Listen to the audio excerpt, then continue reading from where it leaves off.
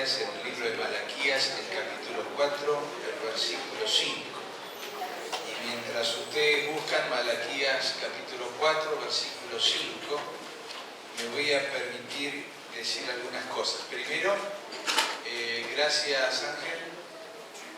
No solamente los chicos estaban atentos con respecto a las cabras, sino todos los adultos de acá se les veía las caras. Y es un lindo ejemplo para que en la iglesia podamos cedernos el uno al otro y zanjar las diferencias cuando las tenemos. Segundo, quiero comprometerme delante de la iglesia en esta mañana a Matías. Mati, yo te prometí que cuando estés acá te iba a dar el púlpito, porque me siento en deuda con vos. Así que la próxima adelante de todo te tengo que ceder el púlpito. Así que vení con confianza, que no es que no te quiero dar el púlpito, sino que por circunstancias X hoy tenía que predicar Pastor Coller. Pero me alegra que estés entre nosotros, esta es tu casa.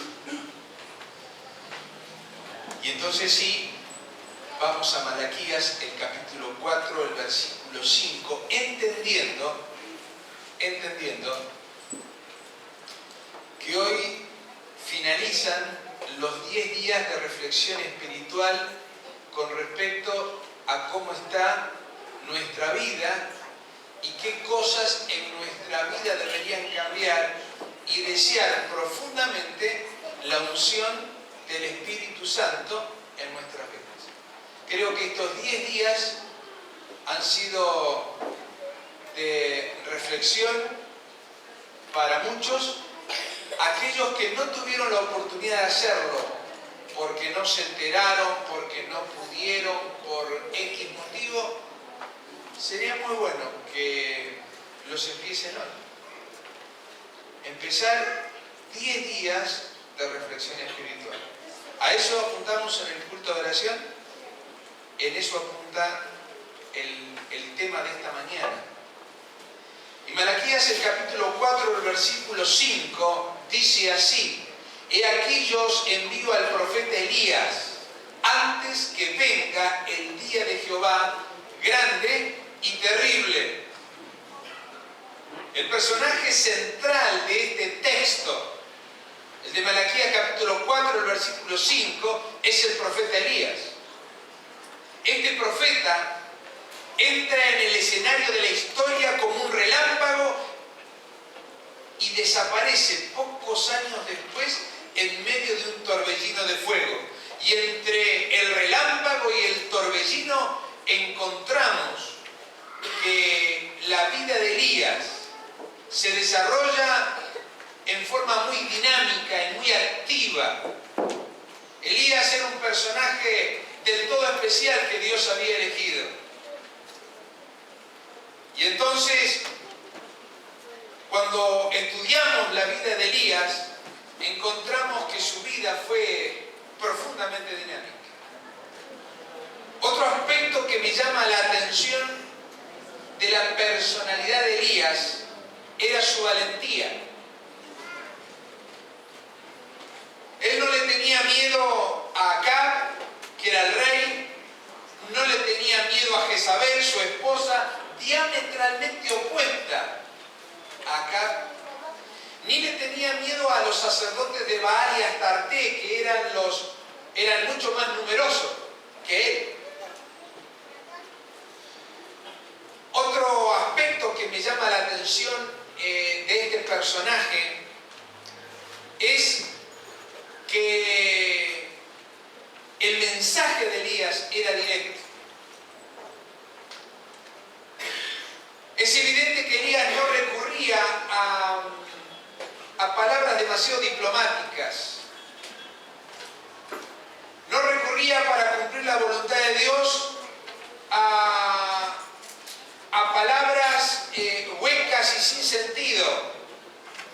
Para el profeta el pecado era pecado, la idolatría era idolatría y la apostasía era apostasía. Bastante parecido a la actitud de nuestros jóvenes de hoy en día. El joven te va a decir lo que piensa, te guste o no, de una manera directa. A él quiere justicia. Él quiere que las cosas se hagan bien. Y cuando las cosas no se hacen bien, entonces protesta. Y te dice las cosas.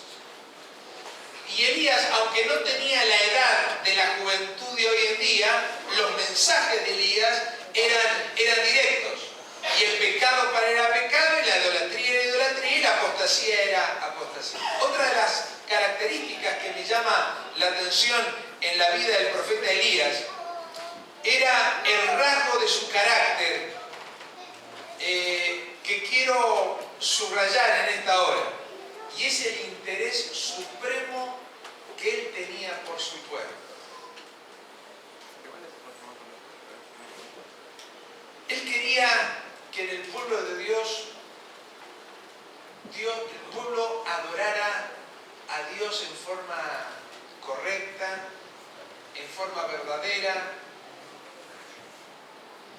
¿Un poquito más lejos? Perfecto. Él quería el bienestar espiritual del pueblo de Israel. Y al analizar el texto en esta mañana, dice el texto: he aquí, yo os envío al profeta Elías, antes que venga el día de Jehová, grande y terrible. Yo creo, hermanos queridos, que todos nosotros estamos viviendo exactamente en los días que preceden a que el Elías aparezca.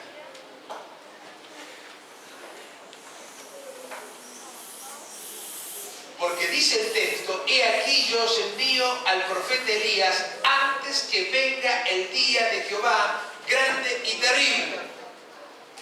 El día grande y terrible de Jehová no es otro que ¿cuál? Que la segunda venida de Cristo. Perfecto. Y antes que venga la segunda venida de Cristo, dice el texto, y esto es profecía, que Dios enviará al profeta Elías. Y yo pregunto, ¿es necesario en esta mañana que yo dedique tiempo del culto divino de esta hora a demostrar que estamos viviendo en los días últimos de la historia? ¿Hace falta? ¿Hace falta que yo demuestre por la Biblia que las profecías bíblicas ya están cumplidas?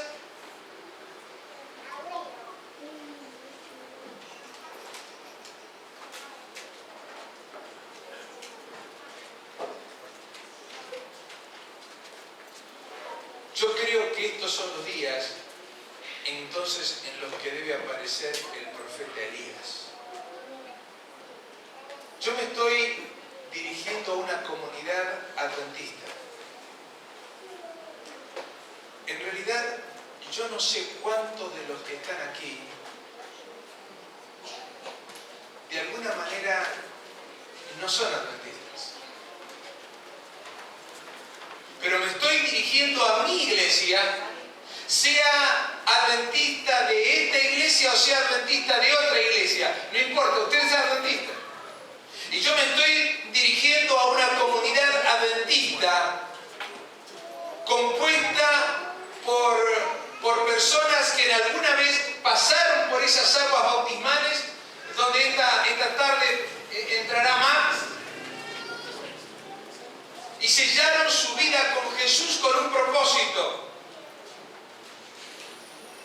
Es necesario, hermanos, que yo demuestre en esta mañana que este texto no se refiere a un personaje literal, sino que el representante de Elías no es otra cosa que la iglesia adventista del séptimo día.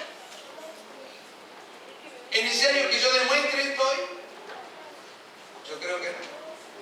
Este texto, hermanos queridos, habla de la iglesia adventista del séptimo día. Es el Elías que tiene que aparecer antes que venga el día de Jehová grande y terrible.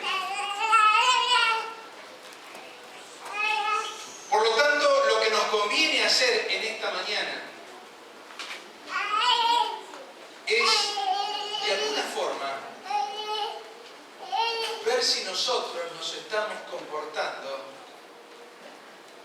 como en este tiempo como Elías se comportó en el suyo, y si realmente Dios puede identificar a la iglesia adventista como el Elías de este tiempo. Para ello es necesario y conveniente echar un vistazo a la época cuando Elías apareció. El pueblo de Israel había sufrido un cisma. Se había dividido entre las tribus del norte y las tribus del sur.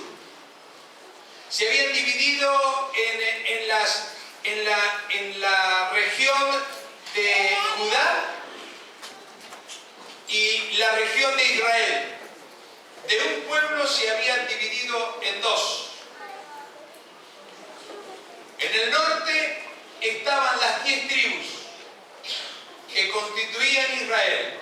En el sur estaban 2 tribus que constituían el reino de Judá. Los israelitas establecieron su capital en Samaria, mientras que los de Judá establecieron su capital en Jerusalén. En Samaria reinaba Acab, de personalidad indefinida, amoral e inmoral,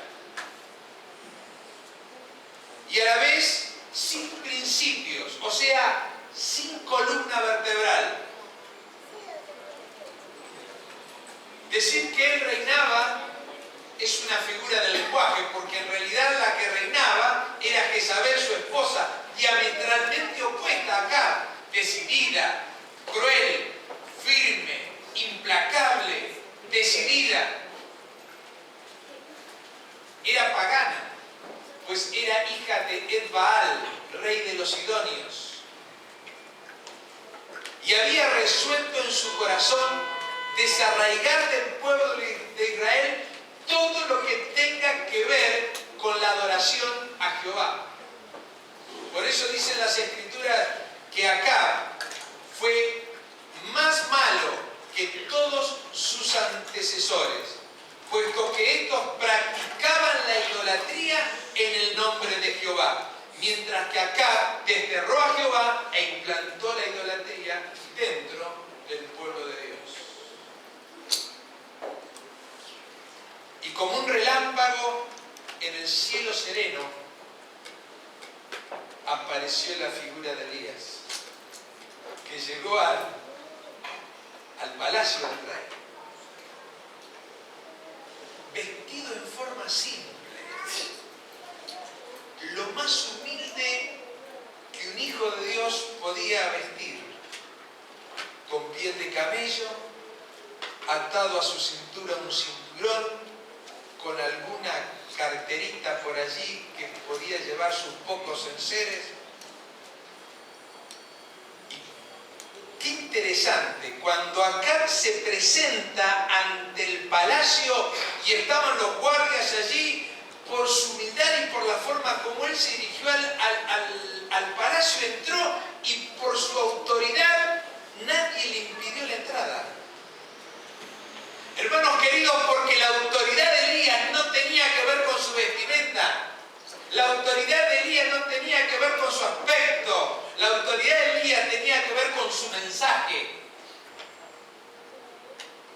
Y Elías se presentó ante la corte del rey Acab, y sin pedir permiso o perdón por interrumpir la sesión, Elías le pronunció al rey unas palabras que choquearon al rey, lo anularon. Y así como dijo su mensaje, así salió. Y cuando el rey quiso reaccionar frente a semejante mensaje, ya no lo pudieron encontrar. lo había tragado la tierra, había desaparecido. Ni los policías, ni los militares, ni el ejército, ni los servicios de contraespionaje del rey, nada había podido lograr que encontraran al rey Acab. Hermanos queridos, Elías tenía un mensaje. El mensaje era que en todo el territorio de Israel no iba a llover hasta que Jehová no lo dijera. ¿Qué significa este mensaje? ¿Qué tiene que ver esto con mi vida espiritual? ¿Qué tiene que ver esto con la vida de la iglesia? ¿Qué tiene que ver esto con que Dios enviará al profeta Elías antes del día de Jehová? ¿Será que esta será una prueba antes de que venga Dios y que no lloverá sobre la tierra? Vamos por partes. Para que comprendamos mejor el mensaje de Elías, conviene saber que el culto a Baal es en realidad el culto al sol, la adoración al sol. La deidad principal de adoración era el sol. Los adeptos a estas religiones afirmaban que el sol era el dador de la vida y por lo tanto de él provenían las lluvias, fecundaba la tierra, dependía la germinación de la semilla y el crecimiento de las plantas. Por ende, toda manifestación de vida sobre la tierra era obra del sol, el cual ellos llamaban Baal. Afirmar que hasta que Jehová no lo dijera, ni una gota de lluvia caería sobre el territorio de Israel, era lisa y llanamente afirmar que Jehová era superior a Baal, al dios sol. De allí en adelante, como Elías lo había dicho, no cayó una gota de lluvia sobre el territorio de Israel por un espacio de 3 años y medio. Yo no sé, hermanos, si ustedes vivieron alguna vez en alguna sequía. Generalmente, aquí en Buenos Aires, no hay demasiado problema con las sequías, porque si no cae agua aquí en la ciudad, los porteños están contentos. ¿Por qué? Y porque de todas maneras no le arruina su trabajo. El agua sigue saliendo del río, llueve en Brasil, así que agua tenemos perfectamente, así que ningún problema. Quien les toca hablar en esta mañana estuvo viviendo en Cosquín. Y yo solamente experimenté la oportunidad de ver que en Córdoba durante 8 meses no llovió. Eso nunca pasó en la historia. Y cuando en Cosquín y Carlos Paz no llovió, el lago San Roque se empezó a secar. Secar. Y uno podía pasar caminando en el lago San Roque. Fue en el momento que aparecieron los huesos de los muertos del proceso, que estaban en tinas de cemento, los pies clavados, porque el cuerpo ya no estaba, y allí se descubrió lo que habían hecho con la gente que había sido arrestada. ¿Todo por qué? Por una sequía. Y en Cosquín, cuando no hay agua, les puedo asegurar que es bastante complicado. Cuando en las ciudades de la montaña no hay agua, todo se torna mucho más difícil. Córdoba vive del agua. Es terrible no tener agua. Y solamente habían pasado 8 meses. Ustedes saben lo que es 3 años y medio sin agua.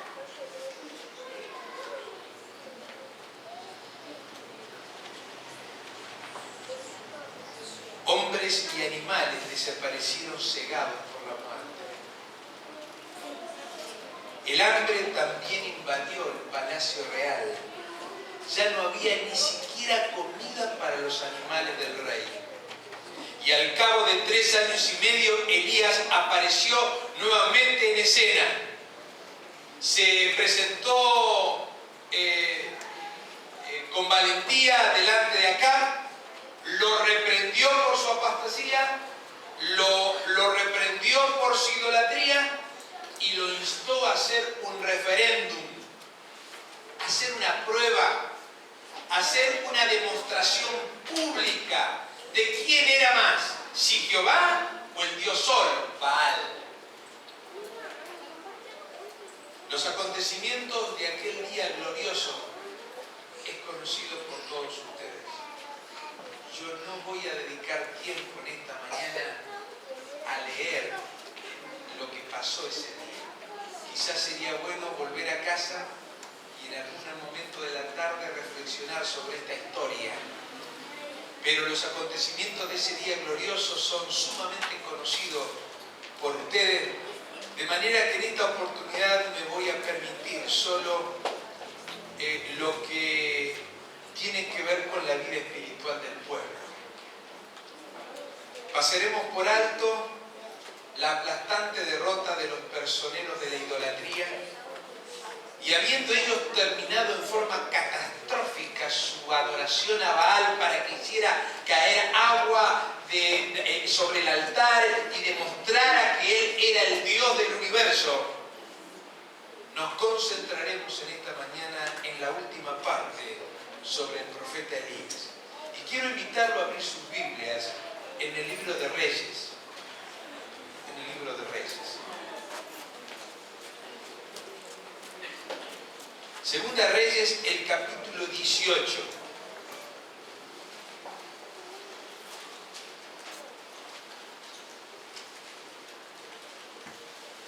Versículos 30 en adelante. Hemos saltado muchos versículos. Pero allí dice, Primera Reyes, dije, ¿no? Dije segunda, vamos a primera. Me equivoqué yo, perdón. Primera Reyes 18:30. Disculpe. 18:30 dice así. Entonces dijo Elías a todo el pueblo, acercaos a mí. Y todo el pueblo se acercó. Y él arregló el altar de Jehová que estaba arruinado. Y tomando Elías 12 piedras conforme al número de la tribu de los hijos de Jacob, al cual había sido dada palabra de Jehová diciendo, Israel será tu nombre, edificó con las piedras un altar en el nombre de Jehová. Después hizo una zanja alrededor del altar, en el que cupieran 2 medidas de grano. Preparó luego la leña y cortó el buey en pedazos y puso sobre la leña. Y dijo, llenad 4 cántaros de agua y derramadlo sobre el holocausto y sobre la leña. Y dijo, hacerlo otra vez. Y otra vez lo hicieron. Y dijo, aún hacerlo una tercera vez. Y lo hicieron una tercera vez. De manera que el agua corría alrededor del altar y también se había llenado de agua la zanja. Cuando llegó la hora de ofrecer el holocausto, se acercó el profeta Elías y dijo, Jehová, Dios de Abraham, de Isaac y de Israel, será hoy manifiesto que tú eres Dios en Israel y que yo soy tu siervo y que por mandato tuyo he hecho todas estas cosas. Respóndeme, Jehová, respóndeme, para que conozca este pueblo que tú, oh Jehová, eres el Dios y que tú vuelves a ti el corazón de ellos. Entonces cayó fuego de Jehová y consumió el holocausto, la leña, las piedras y el polvo, y aún lamió el agua que estaba en la zanja. Viéndolo todo el pueblo se postraron y dijeron, Jehová es Dios, Jehová es Dios. Hermanos queridos,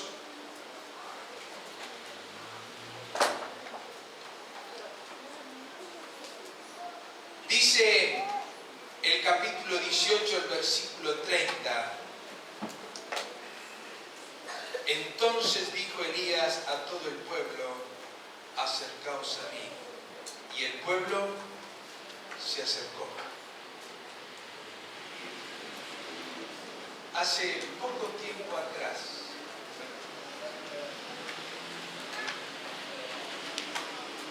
yo me paré aquí en esta iglesia y mencioné que sería bueno dejar de escuchar sermones para después criticarlos en la hora del almuerzo, para empezar a vivir la realidad de nuestra vida, la realidad de los grupos pequeños. Y la iglesia respondió. Algunos pudieron, no pudieron, pero hicieron el esfuerzo y eso vale. Porque para la próxima vez estaremos de alguna forma más preparados para dar el mensaje. Pero hermanos queridos, no podemos decirle a la gente que se acerque a nosotros si nosotros no tenemos nada que mostrar. Si nuestra vida no tiene nada que mostrar. Si es una vida pasiva, si es una vida donde vengo, entro, siento y me voy y no hago más que eso. Yo tengo algo que mostrar. Tengo algo que ser distinto. Tengo que decirle a la gente que se acerque a mí. Pero para que se acerque a mí tengo algo que decirles. Tengo algo que mostrarles. Tengo que tener algo en mi vida que les llame la atención. Algo que les permita de alguna forma entusiasmarse por lo que vivo, por lo que creo, por lo que estoy confiadamente creído.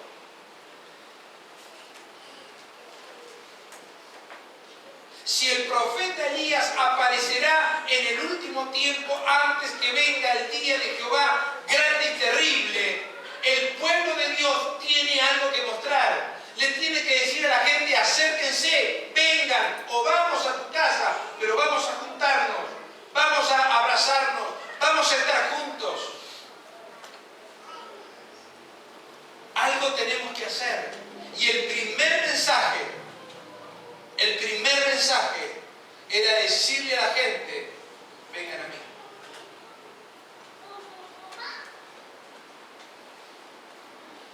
Última parte. Y todo el pueblo se acercó y él arregló el altar de Jehová que estaba arruinado.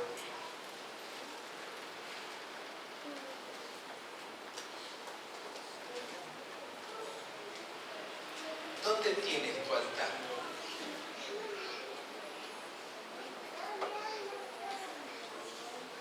¿Dónde tienes tu altar? ¿Está construido tu altar? ¿O está en ruinas? ¿Está lleno de polvo o lo usas? Ya vamos a hablar de esto. Tercero, versículos 32 al 33. Primero, le dijo al pueblo que se acercara. Segundo, arregló el altar. Tercero, 32. Edificó con las piedras un altar en nombre de Jehová. Después hizo una zanja alrededor del cual cupieran 2 viñas de grano. Preparó luego la leña y cortó el buey en pedazos y lo puso ¿sobre qué? Sobre la leña. Primero, le dijo a la gente que se acercara. Segundo, ¿qué dijo? Segundo, arregló el altar. Tercero, puso la ofrenda sobre el altar. Muy bien. Cuarto, 34 y 35. Y dijo: llenar los cántaros de agua y derramar todo el agua. El versículo 35. De manera que cupieran el agua corría alrededor del altar y también se había llenado la zanja.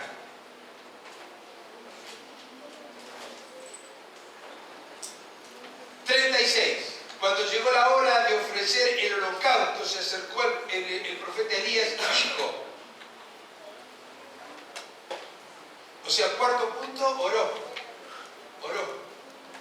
Después de sacar todo lo que podía a la gente pensar de engaño, que no hubiese elemento que la gente pensaba que iba a haber algún tipo de magia o algún tipo de ilusionismo. Oró, y oró, y oró. No fue tan grande la oración, no fue tan grande, pero era diferente a la oración de los otros sacerdotes, donde gritaban: Baal, respóndenos, Baal, respóndenos. Él, en forma tranquila, diferente, profunda, humilde, sincera, sentida, oró. Y la oración está allí en el versículo 36. Jehová, Dios de Abraham, de Isaac, de Israel, sé hoy manifiesto que tú eres el Dios de Israel y que yo soy tu siervo y que por mandato tuyo he hecho todas estas cosas. Responde, Jehová, respóndeme para que conozca este pueblo que tú, oh Jehová, eres el Dios y que tú vuelves a ti el corazón de ellos. La oración de Elías fue escuchada y dice la Escritura que ante los ojos asombrados de todo el pueblo, sacerdotes paganos, rey Acab, vino fuego del cielo y consumió el altar, consumió el agua, consumió la ofrenda, todo se terminó. Lo pulverizó Dios con una llama de fuego. No había dudas, Jehová es el Dios, Jehová es el Dios. El versículo 39 dice que el pueblo clamó y después de esto una generosa lluvia regó el campo, el territorio de Israel y aplacó la sed y el hambre de una tierra reseca. Hermanos queridos, hoy estamos viviendo en la época parecida a la del profeta Elías. Así como Elías representa a la iglesia adventista del séptimo día, y que es la figura y que la representa en todos sus aspectos. Déjenme decir que el rey Acab es un adecuado símbolo del protestantismo apóstata de nuestros días, preocupado por el ecumenismo, minado por el modernismo y obsesionado con el evangelio social y completamente olvidado del evangelio eterno. Jezabel, por su parte, representa en forma extraordinaria a la iglesia popular, cruel, perseguidora en lo pasado y que en el futuro volverá a perseguir a los hijos de Dios. La magia presente en los cultos a Baal y a Astarté también figuran hoy en los cultos espiritualistas, ejemplificados por el espiritismo y los movimientos pentecostales y neopentecostales. La civilización occidental denominada greco-romana cristiana en realidad debiera llamarse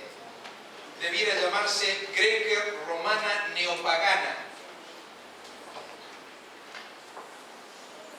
con todas las letras. Si observamos a nuestro alrededor, veremos hasta qué punto esta civilización pseudo-cristiana ha sido minada por la evolución. Esfuerzo satánico para sacar a Dios de la creación. Por el marxismo, esfuerzo satánico para sacar a Dios de la historia.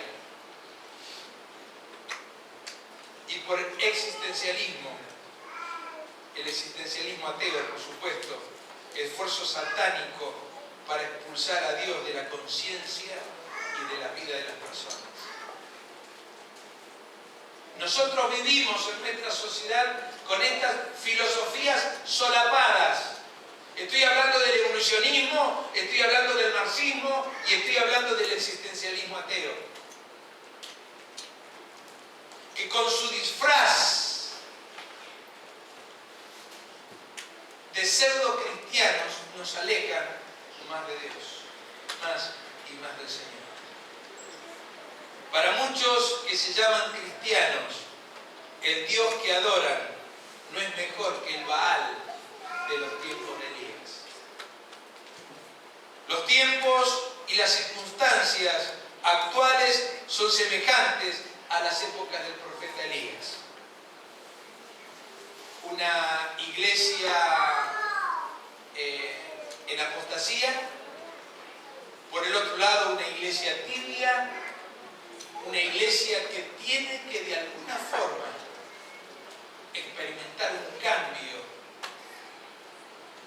cambio en nuestros días, donde el mundo tiene el derecho de ver que hay un pueblo que sigue los lineamientos que Dios ha prefijado en su palabra. Ahora bien, lo que queda por averiguar es si nosotros, como adventistas, como hijos de Dios, nos parecemos a Elías en carácter y dinamismo. ¿Somos nosotros tan valientes como Elías?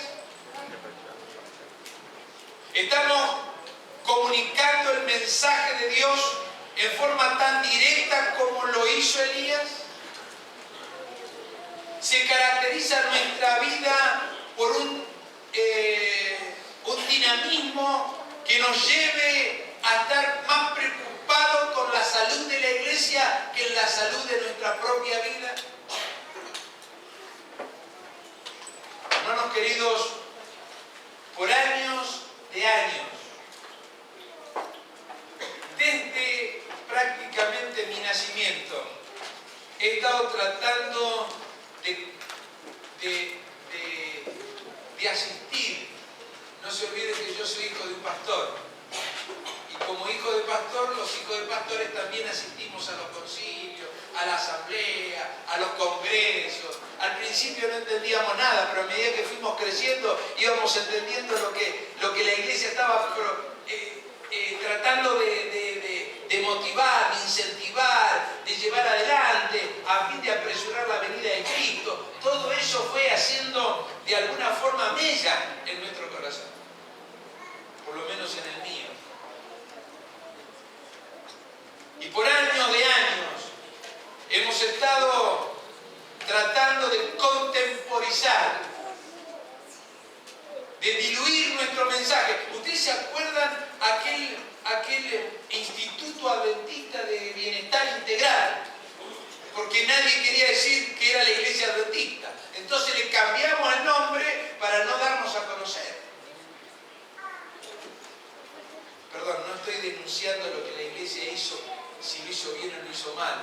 Lo que le estoy diciendo es, hemos tratado de contemporizar con el mundo, para que nuestro mensaje no cayera tan malo, que no levantara barreras ni levantara prejuicios.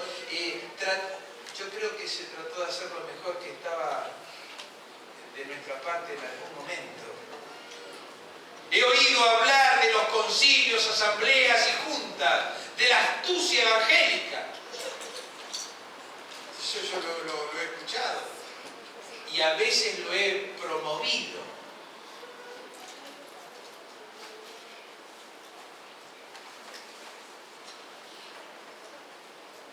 Que traducido en un mensaje más claro y más de la calle, más directo, sería el arte de disfrazar el evangelio. A mí me tocó ser pastor de la iglesia de Lugano, y en un momento llego a visitar a un hermano de la iglesia, que por ética no voy a decir el nombre, y enfrente de la casa había un container de los más grandes, de los más grandes. Y yo dije, ¿qué pasó acá? Entonces, cuando entré a la casa le pregunté, dice, mire pastor, en ese container está todo lleno de conflictos de los hijos. Me lo acaban de regalar de Estados Unidos. Y Y esos conflictos de los siglos estaban impresos por un movimiento independiente de los Estados Unidos. Y lo mandaron gratis a la Argentina.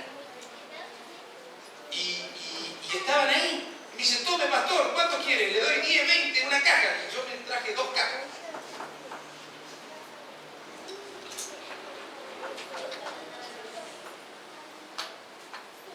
Pero como ese container entró de una forma ilegal,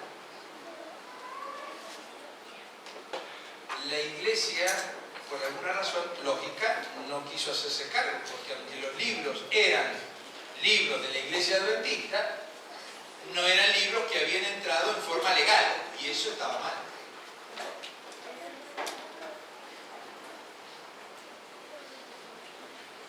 Hoy resulta que el conflicto de los siglos lo podemos repartir sin tipo de problema, y Adriana y el hermano Daniel Brea se lo pueden dar a todos los que quieran para que lo repartan.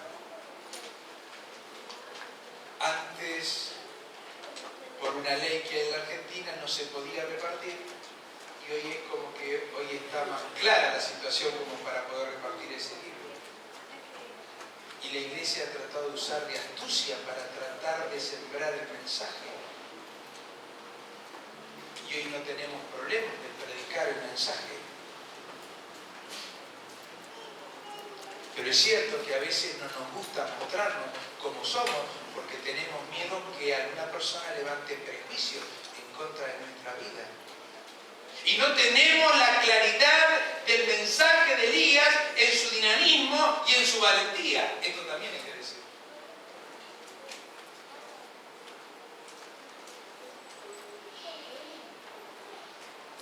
Hermanos queridos, yo creo que primero tiene que pasar algo en nuestra vida. Primero debemos experimentar un reavivamiento sincero y profundo. Como Junta de Iglesia esta tarde no podemos levantar nuestra mano y proponer a la Junta de Iglesia y decir que a partir de la fecha se propone que todos los miembros de la Iglesia hagan un reavivamiento y una reforma. Voto, todos los que estén de acuerdo digan sí, los que están en desacuerdo digan no. No podemos hacer eso, porque esto es de cada uno es el que tiene que decidir en su vida si su vida va a cambiar o no va a cambiar. Pero algo tiene que ocurrir, y es una reforma sin precedentes, una reforma que no exista, y tiene que ser desde el pastor en adelante. No puede ser ustedes sí, yo no. Tenemos que ser todos. Nuestra consagración debe ser tal como la de Elías. El interés supremo de nuestra existencia debe ser la gloria de Dios y el bienestar del pueblo de Dios. Entonces, será el momento que tendremos que arreglar los altares que están destruidos. Los altares en la iglesia, los altares en casa, los altares en el trabajo, los altares donde podamos comunicarnos con Dios y que recibir de Dios la indicación que nuestra vida necesita para poder hacer la obra que Él necesita hacer primero en nosotros y después a través de nosotros.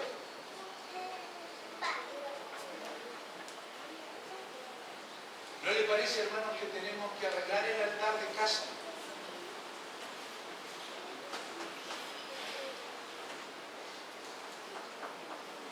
Solamente alguna pregunta para ayudarlo a pensar.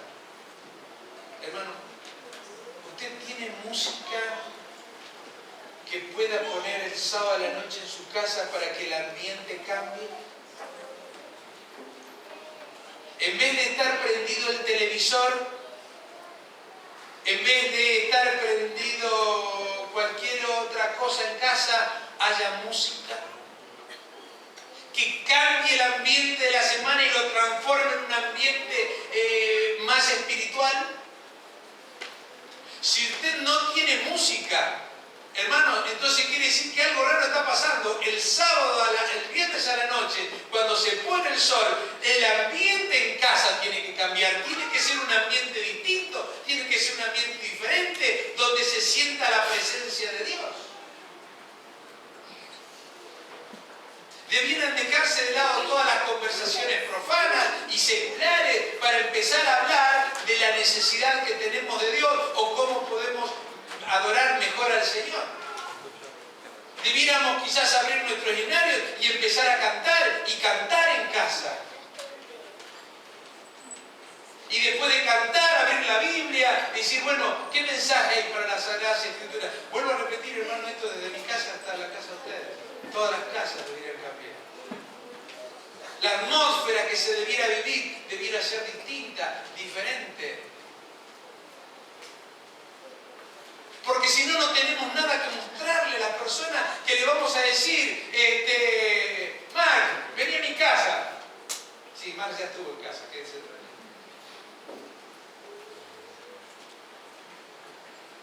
Pero yo tengo algo que mostrar. Tengo que tener algo que mostrar. Él o otras personas tienen que ver en mí una persona distinta, una persona diferente, una persona que le agrade ser como yo. Que vivo feliz, que vivo en paz. ¿Qué se ve en casa cuando vienen las personas de afuera? Quieren ser como nosotros, quieren venir con nosotros, quieren de alguna forma imitarnos, quieren tener la paz y la alegría que nosotros tenemos o no tenemos nada que mostrar y no quieren ser como nosotros. Porque somos amargados, porque somos cara larga, porque tenemos más cara de limón que cara de cristiano, felices. ¿Qué cara tenemos, hermanos?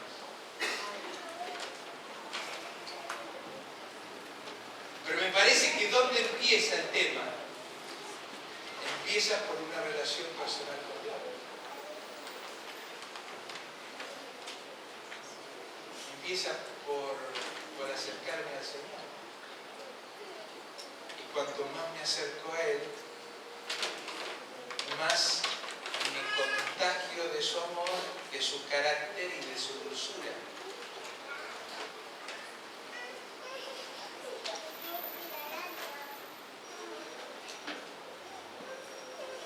Entonces, consagrados a Dios y a servir a la humanidad, la Iglesia se transformará en el triple mensaje angélico de Apocalipsis 18. Si no, créanme que va a venir otra generación que va a reemplazar esta generación. Y que nosotros tendremos que dejar de lado porque otra generación tendrá que llevar adelante la tarea que nosotros nos llevamos. Esa generación que está denominada en Apocalipsis 18 como el cuarto mensaje angélico, iluminará a toda la tierra con la gloria del mensaje y el amor de Jesús. Pero ante todo, debemos pedirle a la gente que se acerque.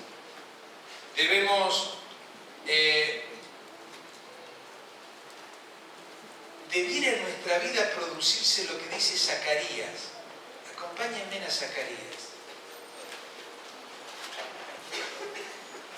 Zacarías y Malaquías. Zacarías no es un libro muy leído. Zacarías capítulo 8, versículo 23. Hermanos, subrayen esta parte de Zacarías en sus Biblias. Zacarías 8, 23, última parte, donde dice: iremos con vosotros porque hemos oído que Dios está con vosotros. Qué lindo, ¿no? Que la gente me dice: che, ¿dónde va la iglesia? Yo te acompaño porque yo siento que en tu iglesia está el Señor, que en tu iglesia está Dios.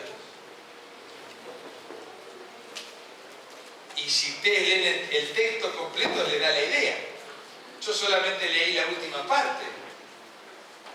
Pero dice,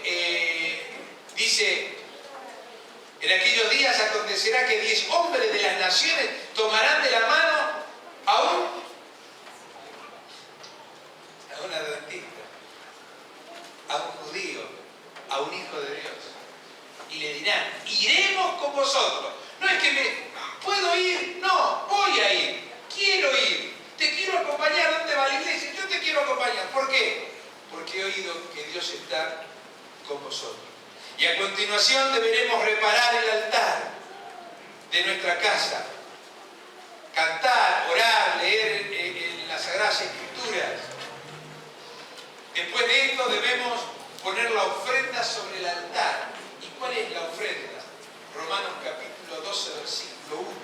¿Cuál es la ofrenda? Romanos 12, 1. Allí dice: así que, hermanos, os ruego por las misericordias de Dios que presentéis vuestros cuerpos. ¿En qué? En sacrificio vivo, santo, agradable a Dios. Hermano, no es un sacrificio muerto, no es con lo que me sobra, no es con lo que no lo quiero utilizar para mí, que se lo doy al Señor. Es el sacrificio vivo, es una ofrenda viva al Señor con todo lo que soy y con todo lo que tengo. La ofrenda, en otras palabras, somos nosotros. Vivimos en la dispensación cristiana y de acuerdo con las pautas señaladas por el apóstol, esta época de la historia es una ofrenda, se necesitan ofrendas vivas, no ofrendas muertas.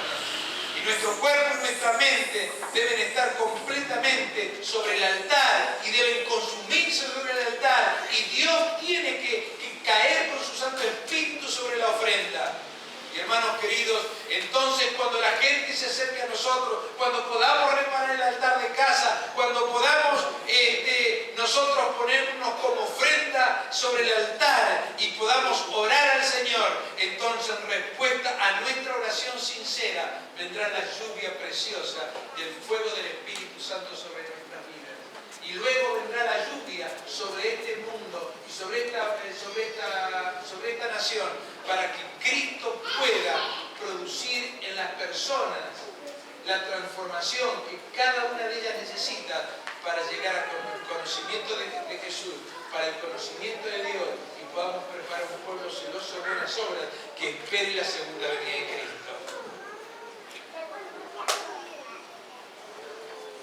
Yo creo, hermanos, que estamos queriendo predicar el Evangelio sin una preparación.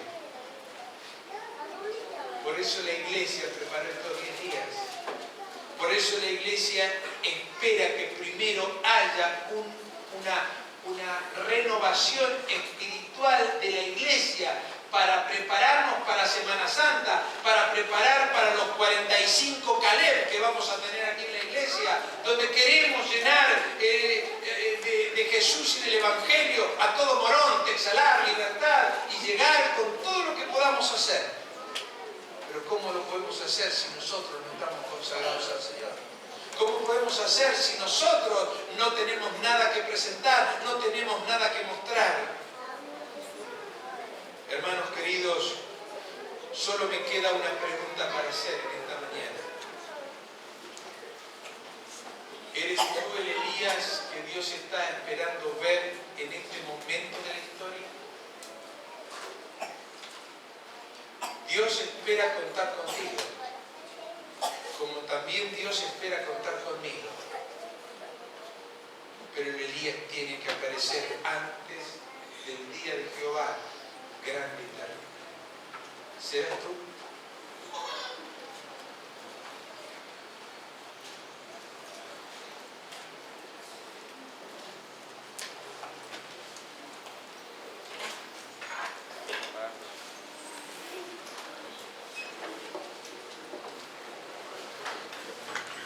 Vamos a buscar nuestros escenarios.